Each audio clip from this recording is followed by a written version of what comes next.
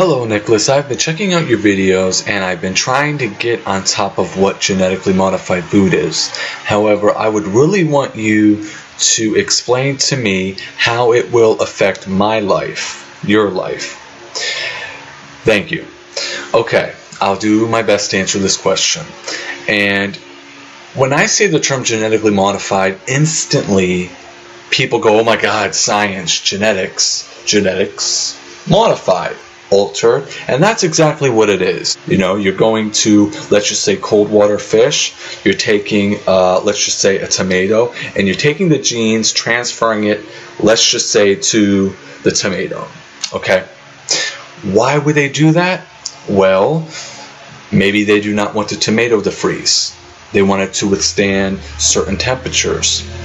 Now, is that natural? No. Now, let's get away from the microscopic level and look at something macroscopically, meaning something we can see. How can it affect you, me, somebody else? Well, let's look at it like this.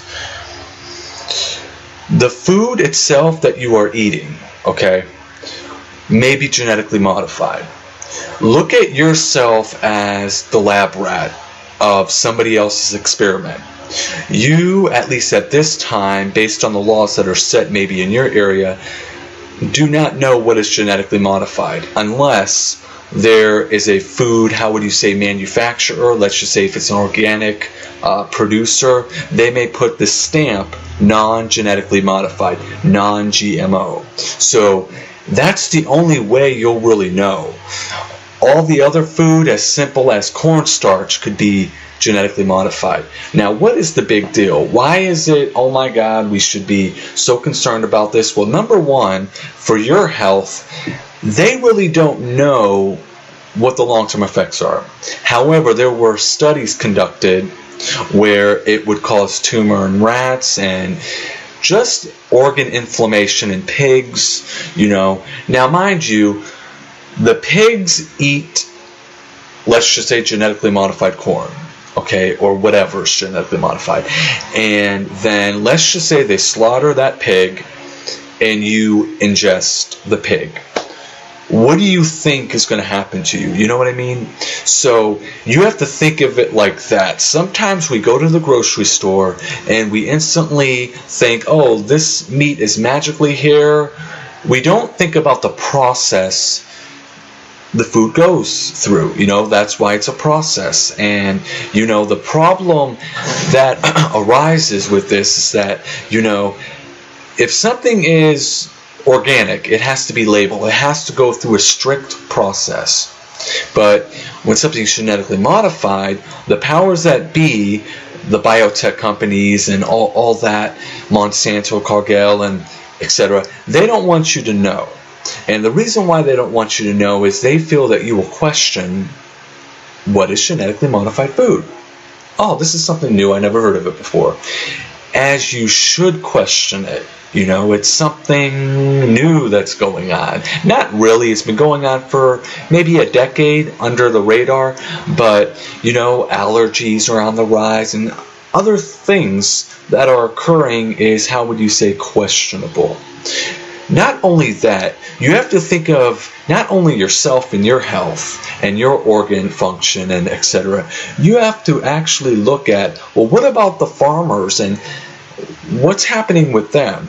Well, let me just make this as simple as possible. When it comes to, let's just say, genetically modified seeds, those seeds, now imagine a seed, okay? It is what they would call patentable, okay? It is patented, meaning it is not owned by you or I. That is a crime against not only nature but humanity, because they're taking something that they didn't even create and they're just changing something. Whether it's a huge or a slight change, it really doesn't matter. And they're claiming it as their own. That is wrong. Not only that, the farmer that is growing, let's just say, organically, or seeds that are not genetically modified, okay, they have to worry about cross-contamination. So let's just say the genetically modified source, the wind blows it into the farmer's crop. that is not genetically modified. That seed that was flown into the non-genetically modified crop can actually, how would you say, contaminate it. And if there is an inspection, that farmer could get in trouble. Now, the laws are changing probably concerning that. I'm not real sure. But this is scary in a way, because you have maybe fish that have been genetically modified, and they're swimming around, and they're, how would you say, mating with other fish, and this can be pretty chaotic. Well, guess what? If it is patented and this is occurring like nature does, you do not own any of that. It's owned by the biotech company, okay? So basically, there is huge cross-contamination or contamination, meaning they have all these genetically modified, whether it be plants, animals, whatever. Those animals are still living creatures, basically slaves to the biotech company as well. We don't think about those poor little animals. We don't think about anything that's genetically modified as a living thing anymore. We look at it as a profit. And you, as a consumer, you are impacted all the way around. They're basically taking nature and trying to patent it and own it and regulate it, and you do not have the free will. You don't have the ability anymore to just plant a garden anymore, because just the way things are going, it could get to that point, and it may get to that point. But if people are informed, that's why I've been creating these videos and trying to introduce people to Vandana Shiva. I call her Mother Nature, because she's, how would you say, concerned about everything. She talks about, a decade ago or longer, about how these people, like people who were involved in Monsanto, wanted to really get something going. And we often think that people are up to doing something good.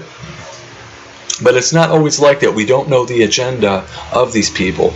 And I feel bad for the chemists and scientists involved, because they're basically little pawns with the big brain, and they're manufacturing this stuff, and they have to live with themselves. But in the beginning, genetically modified food is not necessarily a negative thing. It is the agenda that goes with it, the intentions of whatever it's being designed for. The chemists don't always know. Some people blame the chemist.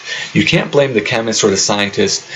They're looking at least from my view, sometimes as, well, how am I going to make life better? I don't think all chemists or scientists are bad. But the point I'm trying to make is that genetically modified food is not necessarily a negative thing. If they were making it more nutritious and did not have all these strict patents on it, it would be different. It's not really for humanity. It's a misconception put out by the biotech industry to confuse people and basically to make people feel stupid. They say genetically modified food is no different than organic food. Well, that is inaccurate, because if it's genetically modified, if you take the word modified and look it up in a dictionary, what do you get? Something that has been changed. They say, well, it has been changed slightly. Well, if it has been changed slightly, then you should not be able to patent it. Do you understand where I'm trying to get at? Now, the one question I get is, well, is it in everything? I know that's a generic way to put it out there, and to a certain extent, it's in a lot of stuff. I mean, you really got to know your food ingredients. It's not even about nutrition anymore. It's about knowing ingredients that are in your food, and it's pretty tough. I mean, just look at corn. Corn itself, like high fructose corn syrup, is considered modified today, because if you take genetically modified corn and make high fructose corn syrup from it through a crazy process, which is not natural to begin with. High fructose corn syrup, for those of you who do not know, it is not natural. Okay? Now, I know the FDA and this and that, and they say to you, oh yeah, it's natural. It's not natural. Because think of it like this: why did they stop using cane sugar? Why did they stop using what I would consider these natural forms? Take a guess. The guess is pretty simple. Because of financial profit. It's cheaper. It's cheaper. Not only that, but also look at petroleum. Petroleum, it seems like you can manufacture a lot of things from petroleum.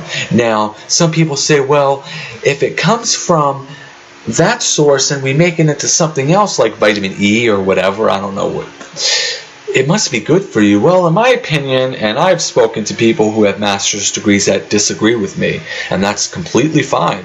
I don't think it's natural, and I don't really think it is intended for the human body. We did not evolve. We don't know exactly the impurities that are embedded, and that's how I feel. And not only that, but I care for the farmers and organic, I call them producers. I'm sorry, I need to get a new word here.